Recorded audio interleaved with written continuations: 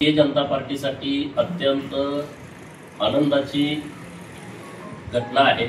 जत शहराचा आणि जत तालुक्याचा सर्वांगीण परिपूर्ण विकास व्हावा अशी जत तालुक्यातील तमाम जनतेची भावना आहे।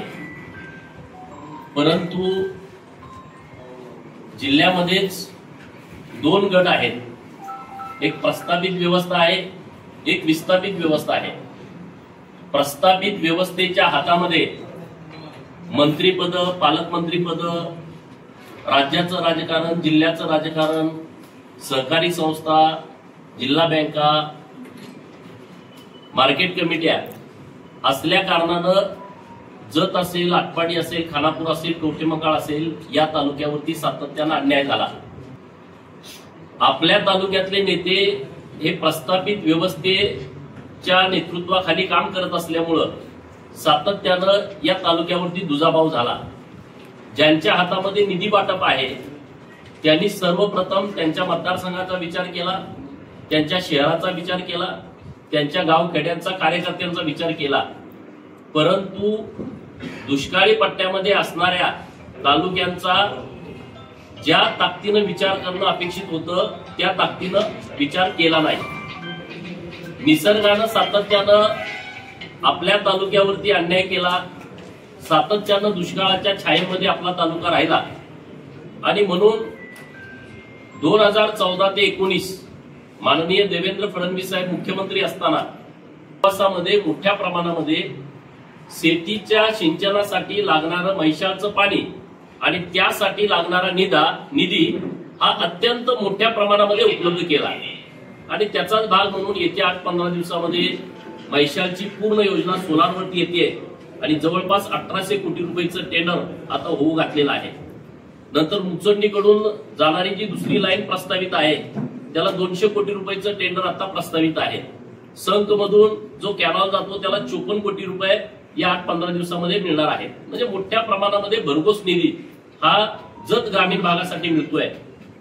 जत शहर हे कर्नाटक पासून जवळच असल्यामुळं एक मोठी बाजारपेठ आपल्या जत शहरामध्ये आहे आणि आजूबाजूच्या परिसरातून मोठ्या प्रमाणामध्ये जत मध्ये रहिवास क्षेत्र वाढलेलं आहे आणि या क्षेत्रामध्ये जे काम आता भारतीय जनता पार्टीच्या माध्यमातून सुरू आहे त्या कामाला प्रभावित होऊन माननीय नरेंद्र मोदी साहेब, देवेंद्र फडणवीस साहेब आणि भारतीय जनता पार्टी या विचाराला सपोर्ट करायची भूमिका या शहराचे माजी नगराध्यक्ष म्हणून ज्यांनी काम केलेलं आहे त्या बन्नेनवर ताई आणि त्यांचे मिस्टर माननीय अशोक बन्नेनवर साहेब यांनी आज भारतीय जनता पार्टी सोबत काम करण्याचा निर्णय घेतला।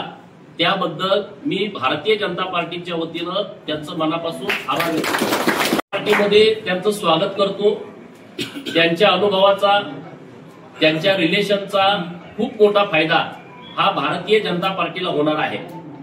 भाजपाचे ज्येष्ठ नेते माननीय डॉक्टर रवींद्र राणी साहेब, शहराचे अध्यक्ष माननीय अण्णा भिसे साहेब, परशुभैया मोरे, विक्रमदादा ताड, संतोष मोठे, चंद्रशेखर गोबी साहेब, आमचे जिल्ह्याचे उपाध्यक्ष जिल्हा परिषदचे शिवाजीराव पप्पू डोंगरे साहेब, गोबी साहेब, आपले सर्व मंडळी इथं मोठ्या संख्येनं आमचे नगरसेवक आहेत किंवा नगरसेवक पदाला इच्छुक मंडळी माननीय बन्नेनवर साहेबांच्या स्वागतासाठी खरं तर काल परवापासूनच अत्यंत इच्छुक होते आणि आज त्यांनी चांगला निर्णय घेतला, त्याबद्दल आम्ही त्यांचं स्वागत करतो।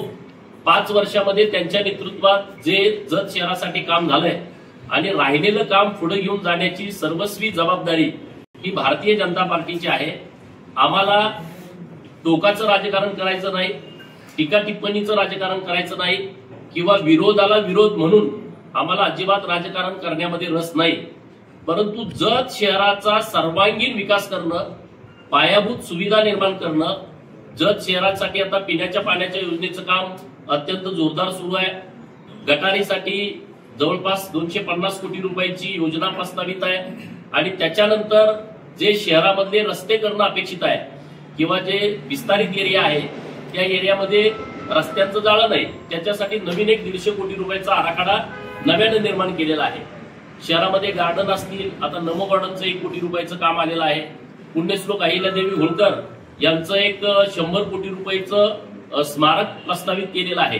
असे अनेक कामं हे भारतीय जनता पार्टीच्या माध्यमातून प्रस्तावित केलेले आहेत। परंतु आता नगरपंचायतची निवडणूक होते, नगराध्यक्ष, उपनगराध्यक्ष आणि सर्व नगरसेवक कसे निवडून येतील यासाठी आमचा प्रयत्न आहे आणि त्यामध्ये आता 12 हातीचं बळ माननीय बन्नेनवर साहेबांच्या भारतीय जनता पार्टीच्या प्रवेशामुळे झालेला आहे। कालपर्यंतची शहराची गणितं वेगळी होती आणि आता या क्षणापासून शहराची गणितं पूर्णपणे बदललेली असणार। आणखी लोक मोठ्या प्रमाणात संपर्कात आहेत। बन्नेनवार साहेबांच्या मुळे काही लोक भारतीय जनता पार्टीमध्ये येणार आहेत आणि त्यांची खूप मोठी साथ ही भारतीय जनता पार्टीला लागणार आहे। तर शहरातल्या अन्य पार्टीमध्ये काम करत असणाऱ्या तरुण मित्रांना माझी नम्रतेची विनंती आहे की जत शहरासाठी तुम्ही आमच्या सोबत या। तुम्हाला आमचं पटत असेल नसेल, आमच्या वैयक्तिक तुमचा आमच्यावरती राग असेल, परंतु शहराच्या डेव्हलपमेंटच्या दृष्टिकोनातून तुम्ही आमच्या सोबत असावं आमची अशी अपेक्षा आहे। जर नगराध्यक्ष पदावरती भारतीय जनता पार्टीचा उमेदवार तुम्ही निवडून दिला तर मोठ्या प्रमाणामध्ये आम्ही 1 वर्षाच्या आतमध्ये शहरातली कामं करून देऊ हा शब्द आपल्या माध्यमातून जत शहरातल्या तमाम जनतेला